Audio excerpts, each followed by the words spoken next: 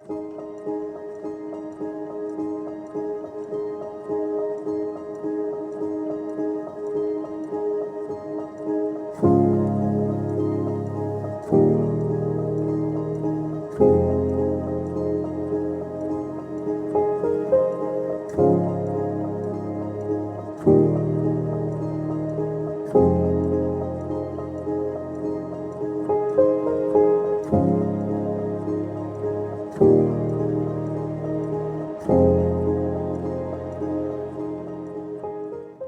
can definitely hear a snowplow or a grader going through.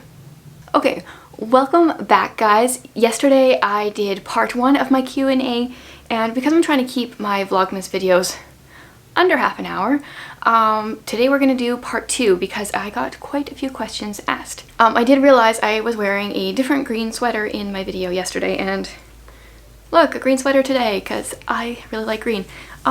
This half of the green sweater looks great. I'm going to be sharing this in a thrift with me on my personal channel. It will probably be live by now, but the bottom half makes it look like an old lady sweater. Like, it's got trees, but I don't care. It's cozy, and I really like how the top half looks, so I'm wearing it, even though I don't think I'm an old lady. Anyway, let me just find where I left off with the questions last time. Okay, here we go. I think I found where I left off.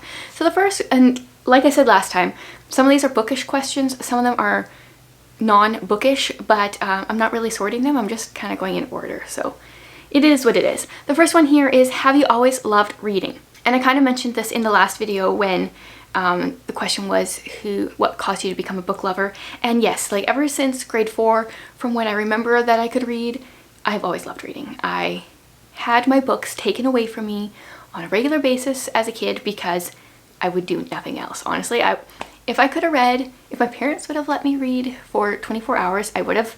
I may have snuck books underneath my shirt and then gone to the bathroom to read because that was the only time I could do that without getting in trouble. And like, obviously my parents caught on, so yeah. Always love to read. Do I have any other hobbies?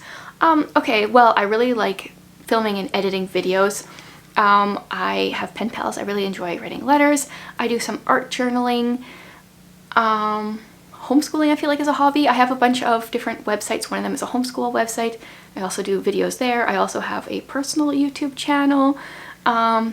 So I have a lot of hobbies. I think most of them are very independent hobbies. I'm totally okay with just spending a lot of time on my own. Will you be doing, a Read Your Bookshelf challenge? This was obviously a question before I announced the Read Your Bookshelf challenge. So yes, I have the 2022 Read Your Bookshelf challenge announced and 2 giveaways, one of which is over already, but the second one runs for an entire year. So I will leave that linked below. This is not in the same order as last time. Oh, these are not in the same order. This is going to be an issue. Okay, well, we'll just go in a weird order now. Okay, here's a bunch of questions from one person. What are some of your favorite Christmas traditions? Do you bake cookies? Yes. Okay, so our house is pretty much gluten-free because my husband has celiac and is very sensitive, and I just find it so much easier if I don't have to worry about cross-contamination. So we do a bunch of baking, gluten-free baking, but because gluten-free baking is trickier, we have some great recipes, but it's trickier. I kind of tend to make the same few recipes over and over again. So in the beginning of the video here, there's my ginger snap recipe that's really good. In my Read With Me, I had a sugar cookie recipe. Those are my main Christmas recipes. Jared just made these awesome like cinnamon twist things that I shared in a reading vlog. And then we have tons of other baking, but those are like the more specific Christmas baking. And the Christmas traditions I mentioned in my last video are setting up the tree and all the things that we do with that. Do you act like a kid and play outside? Snow angels, build a snowman, snowball fights with your kids? No snow in Texas. Okay. Yes, sometimes. I mean, we have snow. Usually it comes end of October, beginning of November, and it's here until April. So, I mean, I'm not out there every day playing in the snow, but we do a lot of this together. And then playing outside, yes, except like today is -30, so no. But depending on the weather, yes, we do some of that throughout the year, throughout the winter. Coffee or tea. I'm a hot cocoa kind of girl. And then tea if I need, but no coffee. I think coffee is disgusting. Favorite Christmas movie, I think, is just the classic Home Alone 1 and 2. Favorite Christmas memory as a kid. I think I really remember grade 6. This is present based totally. I don't know if I have really much other Christmas memories, but I like scored big time when I was in grade 6 because I got a Game Boy and I got an Adidas shirt and those like Adidas pants with the buttons down the side and like the Adidas stripes. I was so cool there for 6th grade. Yeah, that's a Christmas that sticks out in my mind because I just felt like I hit the jackpot. Okay. Are you prepared for the constant nightmare of taking your glasses off to read and putting them back on to see as your eyes grow older? Yeah, well, we'll see. I wish, yeah, I wouldn't mind reading glasses if I didn't have to wear glasses all the time. I wish I had the option to go back and forth, but yeah, I don't always read with my glasses on, but I have my glasses because I read in the dark too much as a kid. Here comes the grader again, scraping up the snow. What do you love about YouTube and what is the most challenging part? Okay, YouTube. Specifically Booktube. I love the community. I feel like maybe some other niches in YouTube, it can be more of a like you versus them kind of thing. But with Booktube, it's like a community. The people that are posting, the people that are commenting, like you're all sharing book ideas and getting ideas from each other. And I love that. I don't have a big bookish community where I live. I have one friend that I talk to about books and that's about it. So I really love the community. And what was the other thing, like most challenging part? Yeah, those like very few 0.1% of people that leave mean comments just like stab me in the heart. Or like someone that is a completely new commenter and they just tell you all these things that you should do better to make your videos better. That gets to me because I'm not really asking for advice on how to make my videos better. Yes, they're not the best quality ever, but I would rather put mediocre videos out there and have them out there and have this community than wait for the perfect video and never post or rarely ever post. So I can really take things personally, and I appreciate the commenter that asked this question because she totally stood up for me in the comments recently when I was having a rough day, and then there was a commenter that wasn't being very nice and she was very kind, and like that just goes to show how much I love this community. Plus a bunch of people that I have found via Booktube are also now my pen pals, so that's just builds on the community. Okay.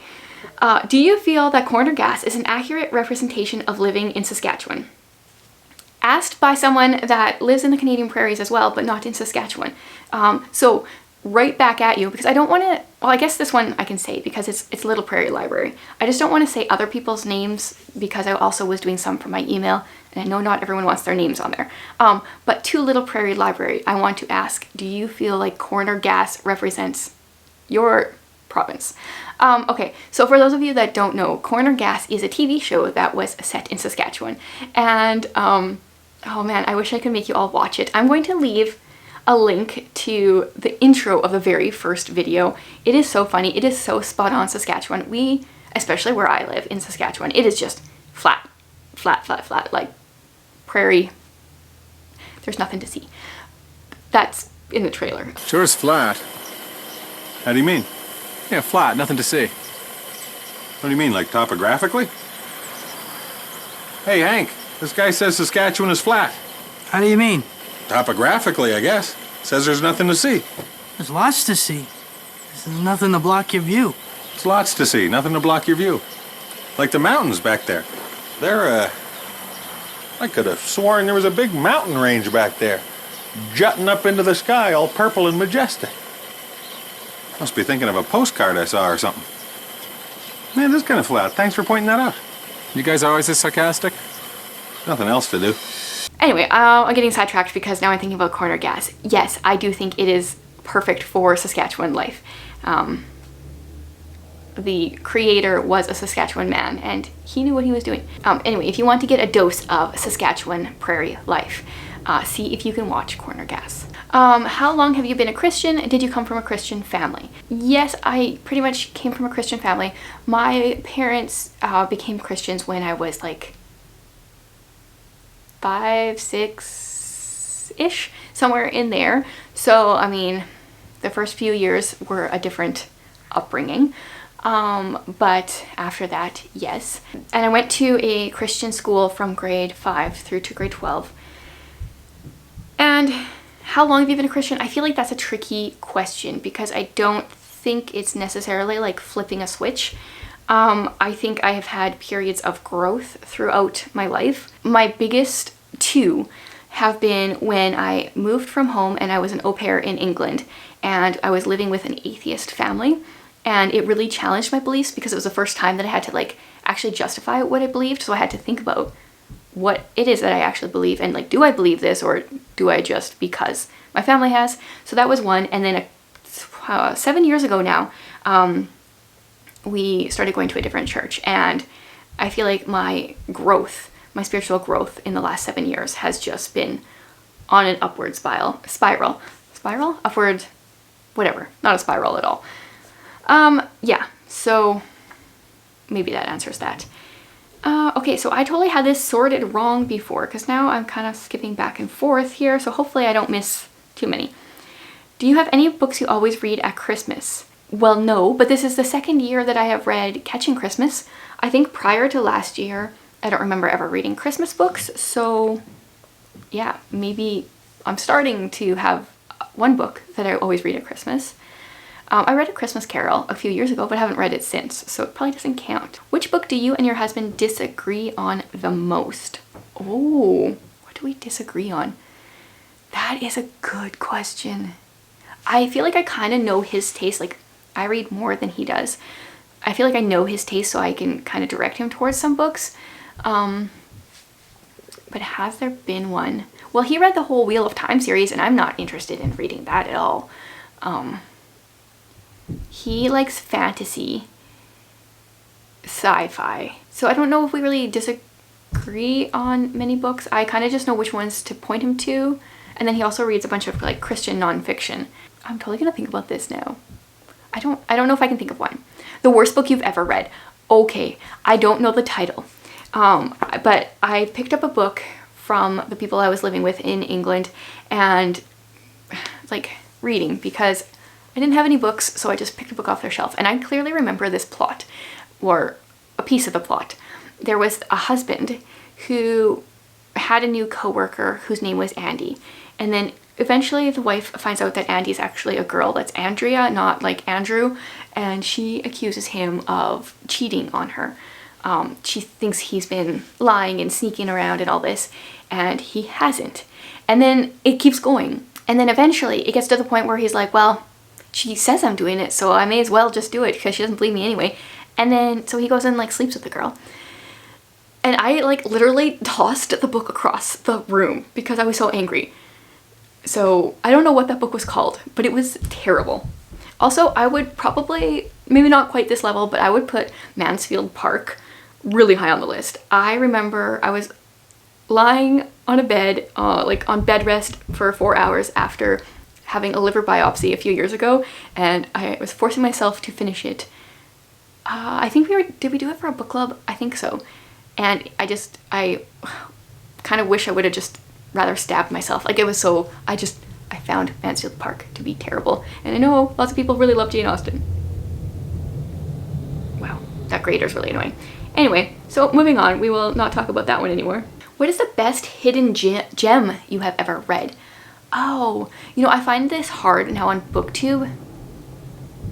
I also find this hard with this grader because you hear about books, so you want to read them, but then other people have read them. I think lately the one that I found the best that I had never heard anyone talk about is The Space Between Words. I read that one last month, and it was like set in France. I talked about it in my November reading wrap up. That was probably the most recent one. I'll go with that one. I think I didn't answer this one. If you could only travel to one place outside of Canada, where would you go? It would be England for sure, hands down. I've already been there, and I don't normally like to travel places more than once, but seriously, it's got to be England. Okay, that looks like it is the end of the questions. So this one is a little bit shorter than the last one, I think, which is great because I don't want to take up too much of your guys' time since there's so many videos going on with Vlogmas. So thanks for being here. Thanks for coming along with Vlogmas. I think this video, I'm like a couple videos ahead. I think this one marks halfway because I'm going to go till the 24th. Maybe? We're around halfway. Yeah, so I appreciate all you guys being here. And if you have more questions for Q&As, definitely leave them in the comments and maybe I'll get a running list for the next time.